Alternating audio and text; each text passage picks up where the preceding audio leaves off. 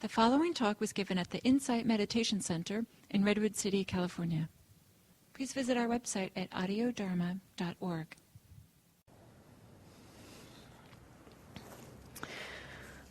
This morning I thought I would follow on the topic from last week, since I didn't quite get to the end of it.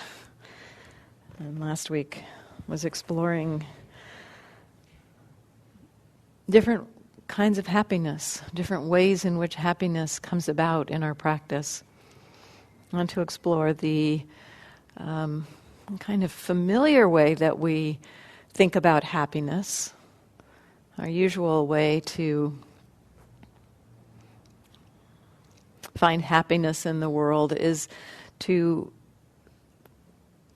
think about something that we want and then getting something we want or getting rid of something we don't want. This kind of movement towards creating what we like in our world, to being surrounded by what we like, to being able to not have things around us that we don't like. So there are these kind of notions of having pleasant things in our lives and being able to control our environment. Those pieces are part of how we find pleasure in our lives. And the Buddha actually acknowledged this. He said, yes, having things like this, having what we want, does bring a form of pleasure. And yet, the perspective that we usually bring to our lives is that that is what happiness is about. That if we could string together in our lives moments like that, moments where we get what we want, that if we could just string together moment after moment of having the world be just the way we'd like it to be in that moment, then that would be the best it could get. That would be happiness. And the Buddha points out that it is a form of happiness, but it is not actually the deepest form of happiness that's possible. And he explored and talked about many different kinds of happiness. I talked about several of them last week. In particular, last week I explored the kinds of happiness that come in relationship with people, that aren't dependent on particular, getting something that we want. So the happiness of being generous, the happiness of offering, that when we are in a space of having that heart open and freely generous, there's a pleasure and a happiness that comes with that. The happiness of behaving in ways that are non-harming, so behaving ethically. This brings a delight to our mind because we recognize that people don't need to fear us. And we know in our hearts it creates the conditions of non-regret when we behave ethically. There's one teaching that the Buddha pointed to, the whole path beginning, unfolding from this ground of ethical conduct. It says that when we behave ethically, that it's very natural for non-remorse to happen because we're not caught by regret and thinking about what we've done and what we wish we hadn't done. When we behave ethically, non-remorse arises. And when non-remorse arises, he says it's very natural for delight to follow. And it goes from there. When one has delight, then it's very natural for joy to follow. And he talks about the progress of our practice kind of being a lawful unfolding through different kinds of happiness, essentially, different depths of happiness. So there's the happiness of ethical conduct in relationship to others, the non-remorse of that, the bliss of blamelessness, it's sometimes called. And then there's the happiness of being connected to people, just the happiness of feeling that connection, feeling love, feeling an open-hearted warmth to other people. That's also, there's a form of happiness in that when we wish other people well. This was a little bit of a challenge for me initially, because sometimes I think our wishing well of other people is kind of conditioned. It's like, well, I'll wish you well as long as you're not doing any better than I'm doing, or Just there's some conditions on it. But when we can actually have a very unconditional heart that just wishes well, may you be happy. May you find ease and peace in your life. There's a way that wish, it feels good. It's happiness producing to have that kind of quality in the heart, because the heart is unconstricted. The constrictedness of our heart is one of the main dampeners for happiness.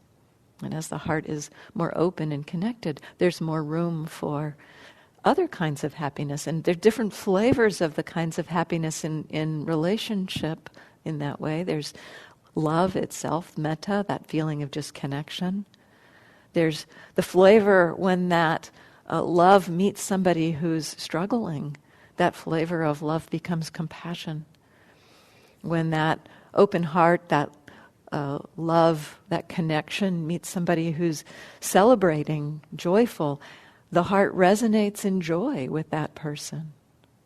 So there's different flavors of that kind of connected love. And even compassion, there's a quality of it that has a feeling of quivering, of, ooh, it hurts a little bit, but at the same time there's the happiness of the resonance. It's an odd kind of happiness, but it could be called a kind of happiness.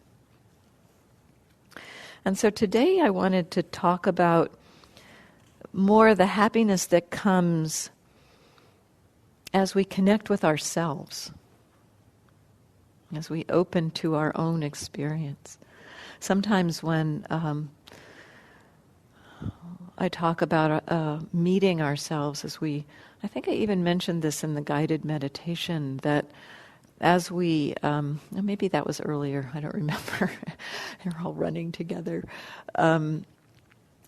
As we meet ourselves, as we open to our experience fully, I talked about connecting to the fullness of our human experience.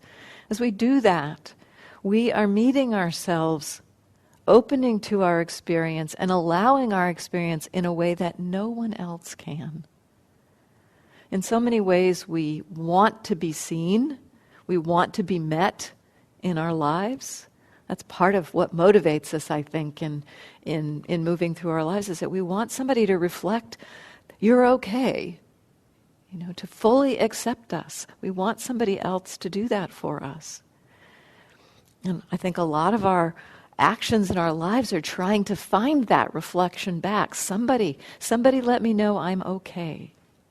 And what this practice can do is create that kind of an inner mirror that way, an inner reflection that we understand in a very deep internal way, we are okay.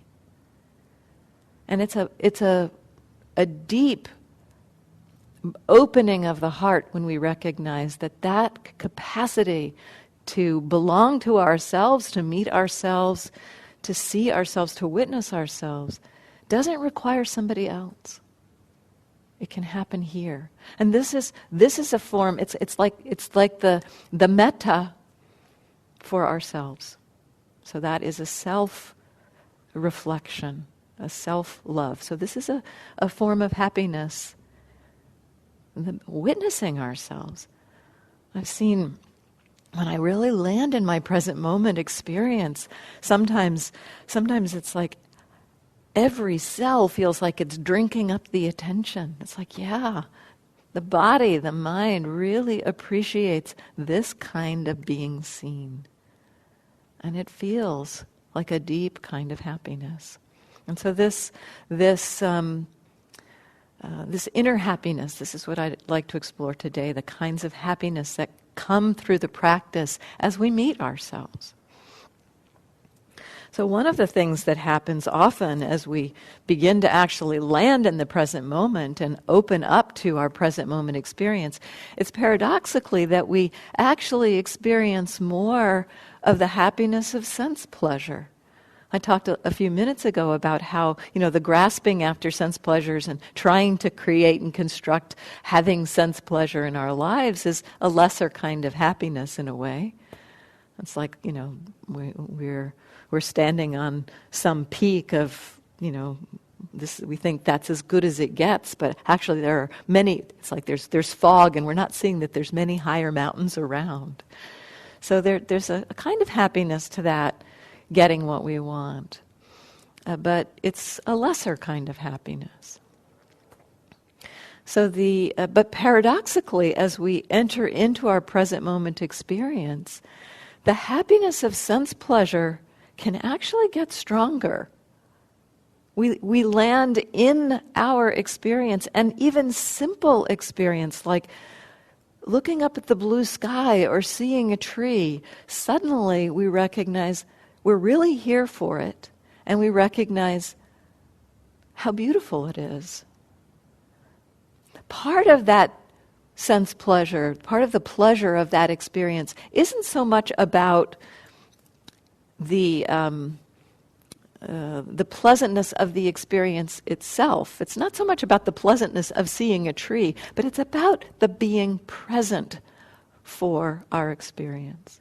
The happiness, the delight that comes with that sense pleasures, we actually land in the present moment and are noticing what's going on, partly comes because we are connected to the present moment. We are available, we are awake. So some of the pleasure comes from the awakeness itself. And some of the pleasure comes from the fact that in that place of simply being available to see a tree or to watch a bird or to hear a sound, that if we're really available for it, we are not actually grasping after it. We're not trying to hold on to it. It's just like something that's flowing through. And so the happiness of sense pleasure that we usually go for has some clinging in it. It has some grasping. And that actually diminishes that grasping because it's a constriction. It's a trying to hold on to a keep. It's like mine. I'm trying to keep it for myself. There's a constriction there, and that kind of dampens, in a way, the joy that can come from just being present for simple sense pleasure. And so paradoxically, in a way, as we enter into a connectedness with our experience, we experience more kinds of sense pleasure. It's a different kind of sense pleasure, though. It's not about trying to hold on or trying to keep. It's almost, there's this Blake poem, maybe some of you are familiar with. It's like, I don't know that I'll get it exactly right, but some of you may know it. Something like, when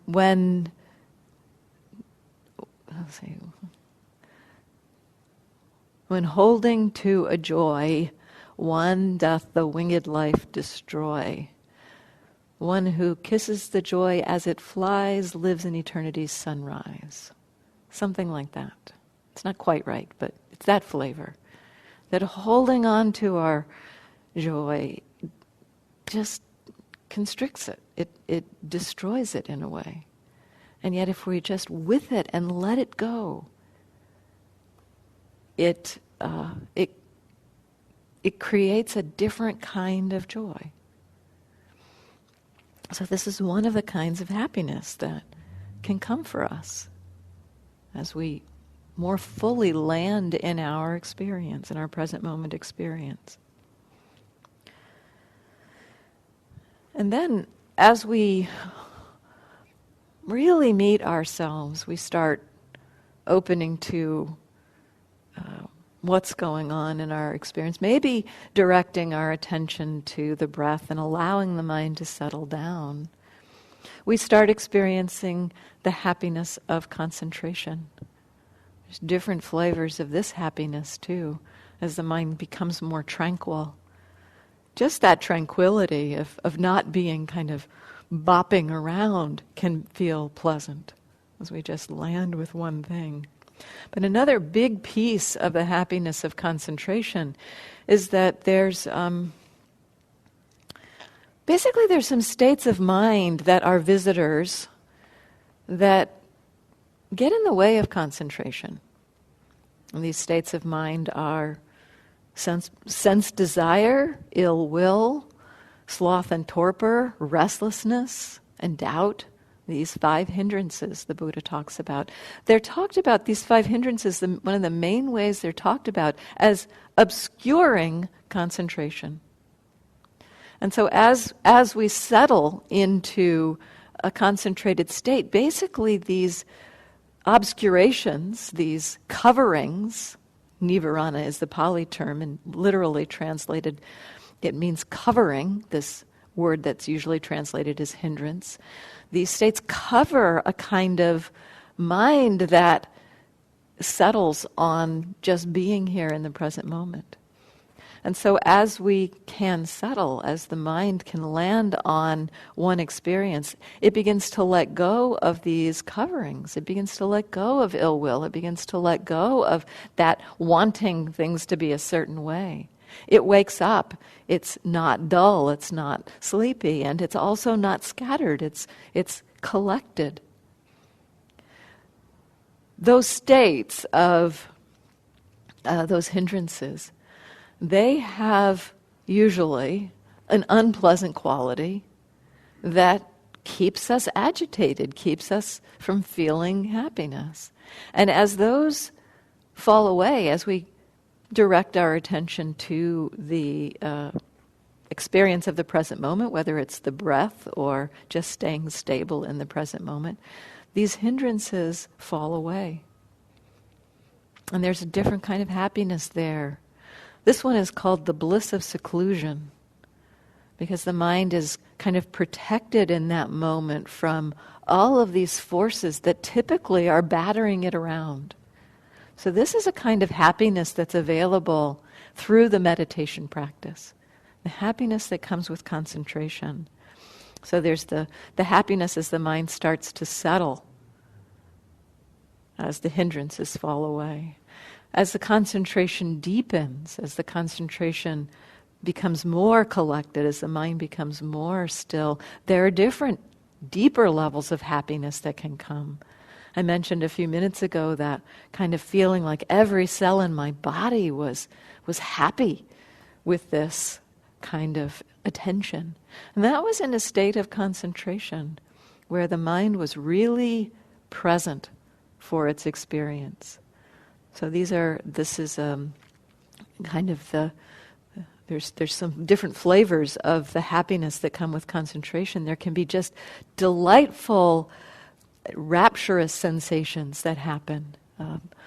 Pleasure that goes through the body as the mind lets go of these hindrances and it just connects with the body. It's like the body just sings with delight sometimes. Sometimes it can feel kind of energetic, like sparkly sensations or waves of pleasure. It can almost feel like orgasm, just this kind of waves of pleasure. Sometimes it can get intense even. Sometimes it almost feels too much sometimes. And then as the mind settles even more fully in concentration, more of a sense of calm and tranquility begins to soften that energy of the joy and the rapture, and a deeper kind of tranquil happiness, very settled state of happiness that is not dependent on any particular conditions being a certain way.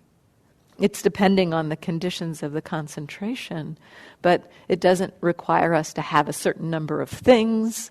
It's a state that we can train our minds to touch into, this kind of happiness, the joy, the bliss of seclusion, the joy the kind of delightful, bubbly joy that can come with that, and then a deeper kind of tranquil happiness that can come with concentration. So one of the supports to that, this kind of happiness that we can begin to touch into, that doesn't require having certain things in the world, it's one of the supports for helping us to let go of wanting things to be a certain way. Essentially, as we touch into this deeper kind of happiness that's possible through a training of our mind, we recognize that it's actually way, way better than any kind of sense pleasure that we've had. And so the mind begins to be more interested perhaps in letting go of the constant grasping after things, which is kind of it's both sense desire and it's a restlessness that keeps us from that state of concentration. And we recognize, wow, the mind it kind of begins to want to gravitate towards a deeper kind of happiness rather than gravitating towards the sense pleasure kind of happiness. And so in some ways the happiness of concentration can be a stepping stone for us. It's not the purpose of our practice. It's not the goal to just sit in bliss and sit in tranquility like that. That's not what the Buddha was ultimately pointing to as the ultimate happiness. But it's a step along the way that can help us to let go of kind of the sticky kind of happiness that we've lived so much of our life thinking that's the way. So as we train our minds, we begin to taste a deeper kind of happiness, and that supports us in basically wanting to let go of some of that restless desire and ill will.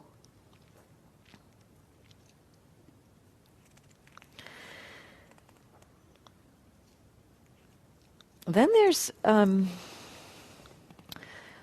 kind of happiness. I don't want to say this is a deeper kind of happiness so much, but it's a different kind of happiness that begins to point in the direction, to some extent, about the deepest happiness that the Buddha pointed to, which is a kind of a happiness of non-clinging, the happiness of not needing things to be a certain way. And this is a stepping stone on the way to that is the happiness that begins to arise as we start to engage in being curious about our experience.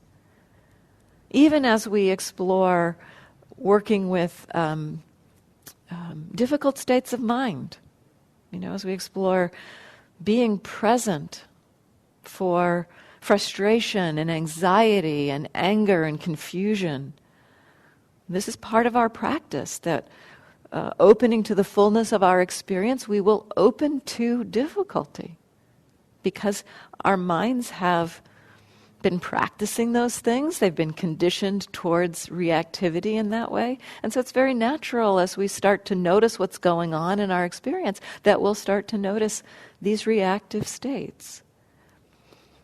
And so initially it may feel like, well, certainly when I first started practicing, it's like, why would I want to pay attention to this? This anger, it hurts, it doesn't feel very good. But fairly quickly we can begin to recognize the benefit of attending to these kind of states when we bring a certain kind of attention to them. So bringing a non-judgmental curiosity to these reactive states. Sometimes I use the expression, can we explore what it means to be with these reactive states? Can I be with frustration instead of being frustrated? So it takes us a step back. It creates a little bit of a bigger container in which that reactive state can be held and witnessed. And there's a big difference, and you can feel the shift in your own experience as you come into that bigger container and have that curiosity as the mind, instead of being involved in the details of a frustration, it's like, oh, this thing needs to happen and I didn't get that right and so got in the way of that, all of those thoughts and the story of the frustration. Instead we step back and go, human beings experience frustration, and this is this human's experience of frustration. It creates a bigger container in which we can know the human experience of frustration. And there's a radical difference in that shift. And in that moment even there can be a feeling of release, a feeling of some kind of ease. It's like, oh, this is just frustration. Humans experience frustration all the time, and this is what this experience is like. So there's it's like a bigger container around the frustration, and in that bigger container are the seeds of a different kind of happiness. It may not feel like happiness at the beginning. It may more just be that we can kind of tolerate a feeling of, okay, yeah, I can be with this. It's okay. So it maybe feels more like an okayness. Feels like, yeah, I can be okay with this. But in contrast, in a way, to the being caught in it and feeling okay with it, there's a little kind of happiness with that. It's a form of happiness. And as we continue to strengthen that capacity to meet experience, we strengthen that capacity to just witness and be with experience, that container, the feeling of that container grows. The feeling of what it's like to witness the experience. It's almost like our attention shifts from being involved with the experience of frustration or whatever the reactive emotion is, into being more involved with the container. It's like our experience shifts into the mind that is curious about being with the experience. The mind that is interested in being with that experience. The mind that is allowing that experience. And there's many flavors of beautiful states of mind. And some of them can have the flavor of happiness. And we can call them all forms of happiness in a way. Balance of mind can be a flavor of happiness. The sense of, yeah, I can be balanced while this is happening. There can even be a kind of a delight in the curiosity. It's like, wow, this is so interesting. And that the curiosity can bring a sense of delight and joy in just meeting. This is what it's like to be a human being. Wow, this is what human beings experience. So there can actually be a delight that happens in that witnessing of our experience. So our practice, even as we meet our challenging states of mind, can begin to point us to the mind that is at ease, at peace, relaxed, allowing, curious, maybe even delighted at witnessing what's happening. There's a kind of a joy in the practice itself. And sometimes that joy comes from recognizing, sometimes that joy can come because we recognize how much pain we are not experiencing by having this stance. It's like the difference between being caught by anger and witnessing anger is a vast difference of suffering. And the mind, when recognizing, it's kind of like it knows the relief of not having that suffering in that moment. And there's a great delight, a great happiness in that. And so that brings me to the next kind of happiness, which is the happiness of non-suffering. Sometimes we can see that shift in the moment as we're observing something challenging. We see ourselves move from being caught by something to, oh, this is just a state of frustration. And in that shift, we feel a reduction of the suffering. So we experience some of that happiness of lessening of suffering. But then there's also the possibility of really recognizing just basically the non-arising of suffering. Suffering's not happening. This is a subtle kind of happiness, actually. It's more like the happiness of peace, of ease, than it is a kind of a delighted, kind of energetic experience. And it can slip by us. Moments of non-suffering actually happen a lot in our day. But we are so focused on getting what we want and having some hit of getting what we want or getting rid of what we don't want and having some hit of feeling like I'm in control. We're so focused on that we often miss times where nothing's particularly wrong. These moments happen throughout our day.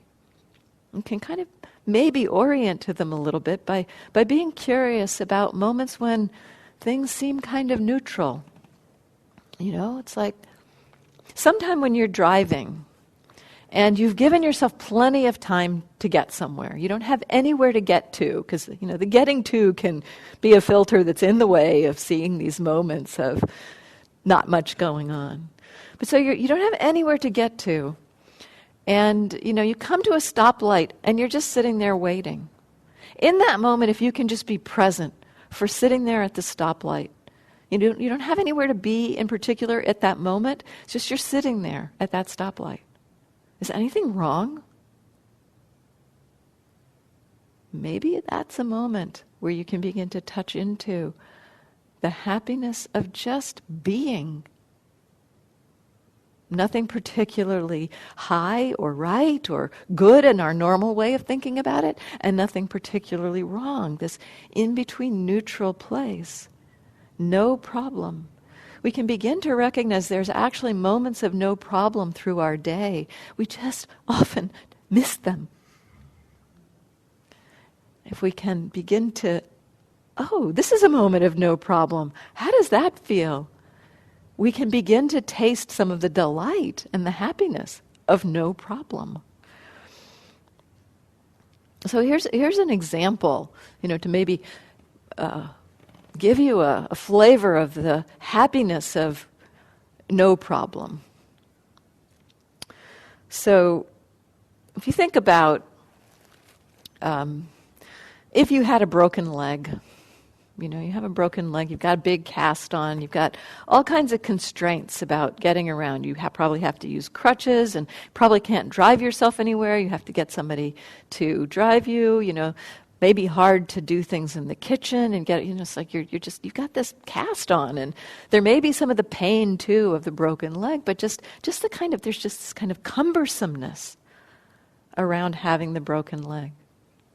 And just, thinking about how challenging it might be, just the small movements of our daily life, how hard those might be. It's a subtle kind of struggle that you'd go through to get through your day having a broken leg. And now envision how it would be if in a moment that cast could be gone and you don't have to struggle anymore with the cumbersomeness of that. You can move with ease, you can navigate your house, you can drive yourself. That's the happiness of non-suffering. It's like we miss it.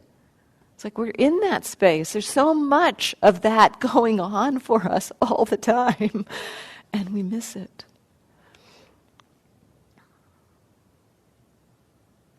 So what does it feel like when nothing is particularly wrong? It's just in touching into the happiness of no problem, the happiness essentially of peace in a way.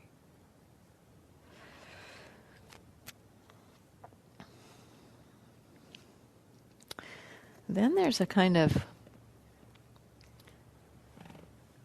happiness of insight, the happiness of, deeply understanding why our minds are doing what they're doing.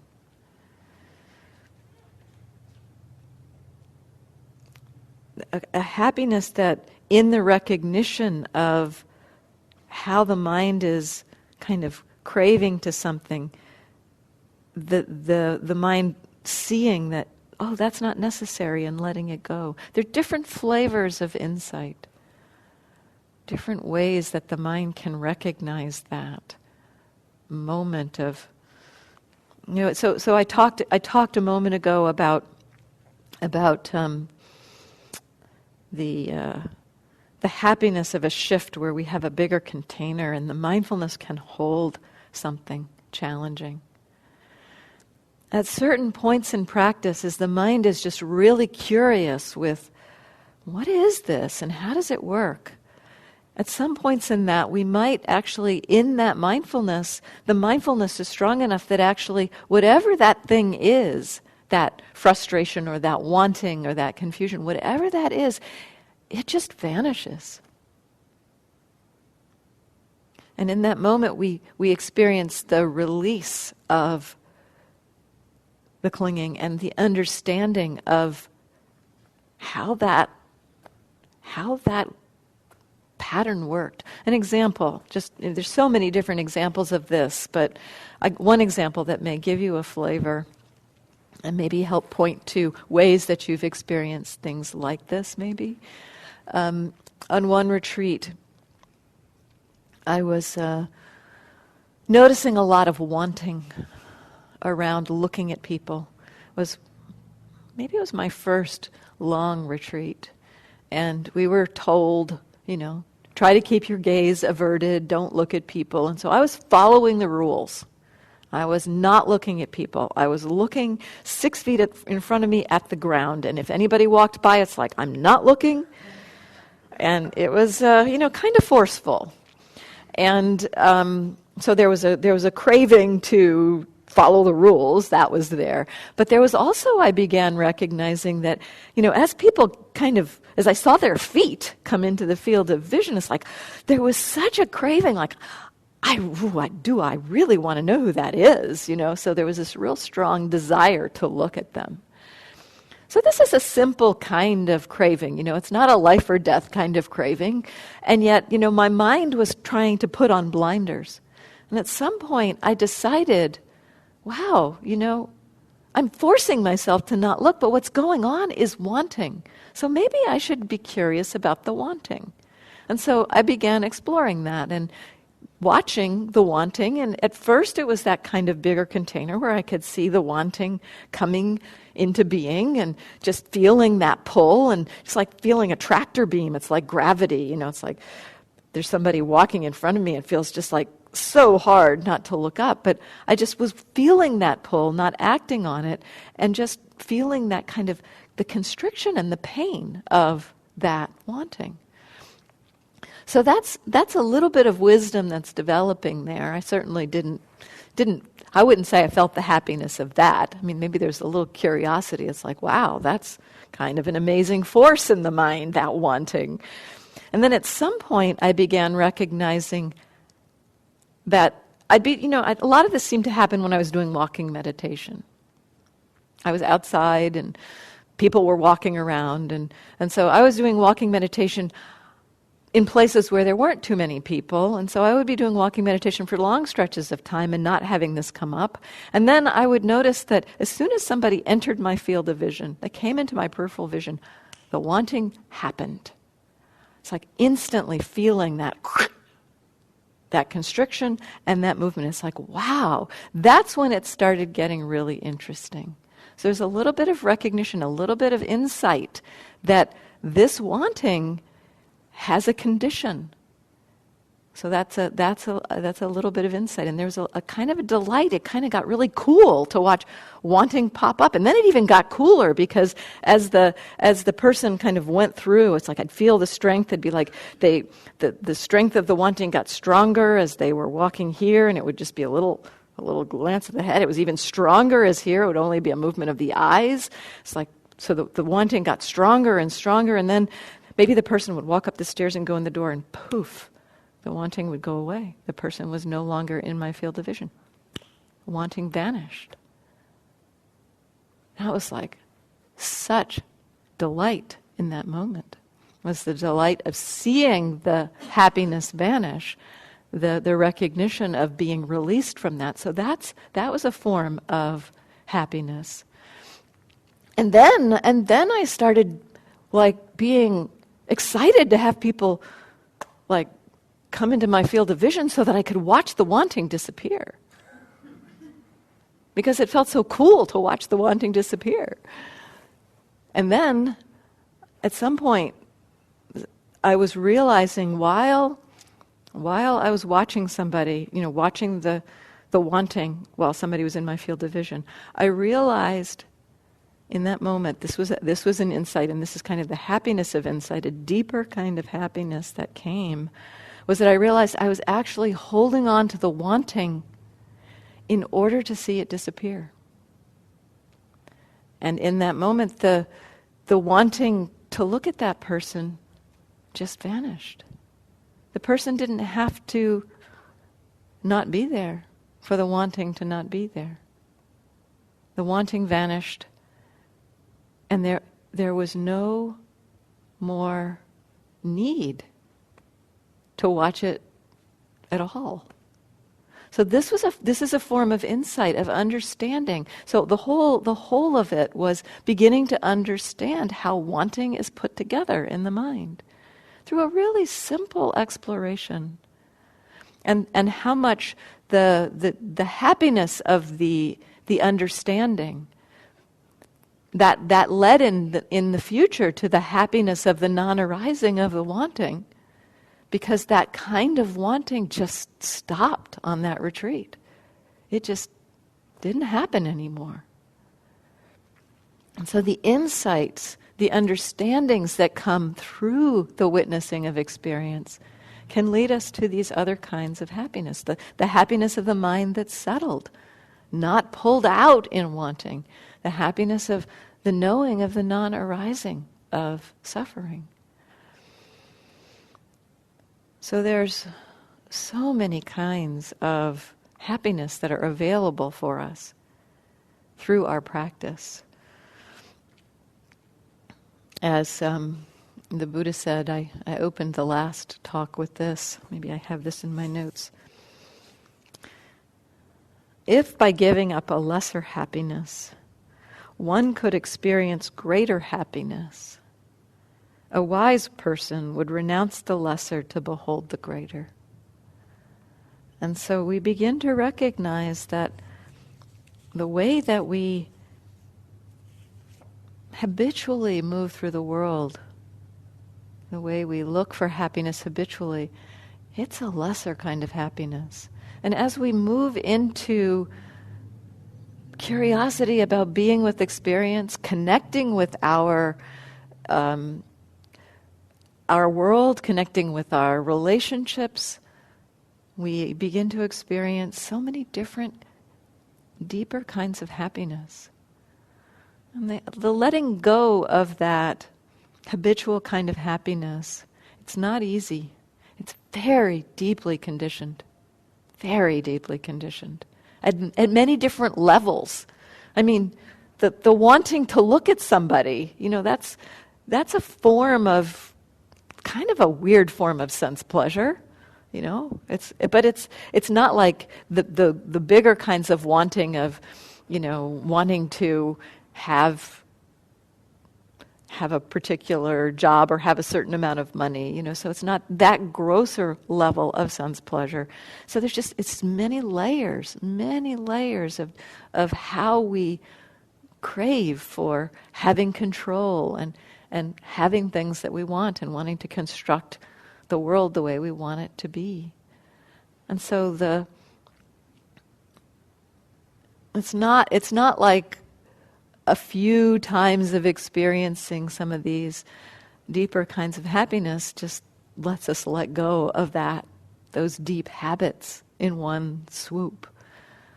It's a staged process, and it's a gradual process. It's a gradual unfolding, the practice. A gradual releasing from these kinds of craving. And that gradual releasing of those kinds of craving leads to a gradual increase of the happiness. It's not so much it's not like there's a steadily rising curve in which we're getting happier and happier. It's got a lot of waves to it. Conditions of our mind, what's going on. Some days we're more able to meet experience than others. Things happen, we get news, we hear overwhelming news. about the bombings in Aleppo, and our heart hurts for that. And sometimes that can create conditions for it to be harder to be present for something in our day. So we have to be very compassionate with ourselves for the gradual nature of this process. And yet, over time, we can begin to connect more and more to these different kinds of happiness that aren't so reliant on things being a certain way, but more are a product of the conditions of shaping our mind towards the direction of letting go of needing things to be a certain way. And that is said to be the deepest kind of happiness, the happiness, the complete happiness, the happiness the Buddha found was possible, the happiness of freedom, nirvana, nibbana. The definition of that happiness. Enlightenment, people call it. You know, it's that word enlightenment gives you some idea about it being some like mind-blowing kind of state, but the description the Buddha gives to that is the absence of greed, the absence of aversion, and the absence of delusion. To me, it's an inspiring definition in a way, because it points to me that this possibility of being free of greed, aversion, and delusion is something that can happen in our life. I can envision the possibility of being free from greed, aversion, and delusion. I mean, it's not happening at this moment, but you know, I've seen little tastes of the possibility of the mind letting go of those and acting and engaging in the world from a completely different perspective. So there's this, you know, this kind of like possibility has shown itself, and it's a possible in the midst of our daily life. I think about the word enlightenment, and I think of something that transcends life. The absence of greed, the absence of aversion, the absence of delusion, the Buddha called the deepest happiness, available in this very life. So, comments, questions? Yeah, and pass the mic back. Would you pass the mic back?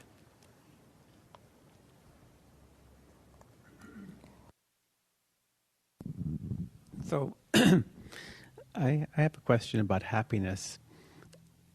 You know, everything that you see, hear, and feel is impermanent, and it's going to actually disappear. It's really, we're living in an island of illusion. Even your response is just an illusion, even though you don't think it is. Because it's just going into my mind, and I'm going into your field of awareness, but it's going to disappear. Everything that we experience is constructed. That's already gone. So what I'm saying is that basically, how do you integrate happiness when you know as you get... Well, so when you get, as you transcend this life that we have... It's aligning yourself with that truth that everything is vanishing. It's the resistance to that truth is one of the fundamental reasons why we struggle. So it's as if we align ourselves with the truth that there's only quicksand, there's only things vanishing, and then arising and vanishing and arising and vanishing. We align ourselves with that understanding. That's where the absence of greed, the absence of aversion, the absence of delusion land us. So if there's a feeling of, happiness. The deepest kind of happiness can really only happen as we fully align ourselves with the way things actually are, and that includes that they're vanishing. Everything vanishes. Everything is vanishing. Even the universe is vanishing. So our existence is like someone said our existence is like a program, that someone's writing something, and that's our life. And then when that program is done, it's complete done. It's complete transformation moment after moment. There's nothing that's stable. The illusion of stability, there's an illusion of stability that actually is functional for us in our lives. If we were living in that space feeling like everything is quicksand every single moment, so there's a way that we can understand that truth and yet function with the way our mind does kind of solidify things. Our perceptions, we look around this room and there's perceptions, there's chairs here and people here and I actually, so I know at a fairly deep level that whatever I'm experiencing, there's nothing that I'm experiencing that is not constructed by my mind. Everything. Can I just bring you back to the moment for 1 second? What would you like to say? I want to know the relationship between happiness and that feeling of things disappearing. As I said, it's the alignment with the truth of that. When you're aligned with the truth of everything disappearing, there's a happiness. Are you sure about yes. that? Yes, I am. Have you experienced yes, that? I have. Give me an example.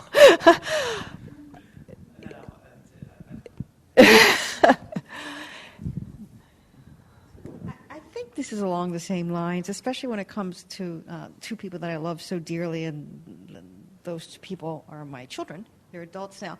And I'm so aware of the impermanence of our moments that I don't cling to them, nor do I ever really, am I guaranteed to ever see them again. So it gives me this kind of heightened presence around them, this gratitude to be with them.